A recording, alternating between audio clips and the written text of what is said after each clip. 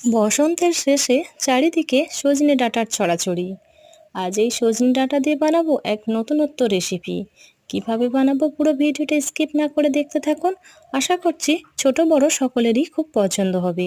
প্রথমে সজনে ডাঁটাকে বেছে ধুয়ে নিয়েছি। নিয়েছি ডুমো করে কেটে রাখা আলু, নিয়েছি মুসুরির ডাল, দিয়ে দেব পেঁয়াজ কুচি, গোটা কাঁচা লঙ্কা, লবণ, হলুদ গুঁড়ো, লঙ্কার গুঁড়ো, আর দিয়ে দেব বেশ খানিকটা রসুন বাটা। একেবারে শেষে দিয়ে দেব 2 টেবিল চামচ তেল, দিয়ে ভালো করে হাত দিয়ে মেখে নেব। আর দিয়ে দেব 2 কাপ জল। জলটি দিয়ে ঢাকা দিয়ে সেদ্ধ হতে দেব। আর মাঝে মাঝে খুন্তি দিয়ে একবার করে নেড়ে দেব। এইভাবে নেড়ে নেড়ে যখনই সমস্ত উপকরণ সেদ্ধ হয়ে আসবে, একেবারে শেষে দিয়ে দেব জিরে গুঁড়ো। জিরে গুঁড়ো দিলে কিন্তু দারুণ স্মেল আসে, ওই জন্য এটি লাস্টেই ব্যবহার করতে হবে। রেসিপিটি কেমন লাগলো কমেন্ট করে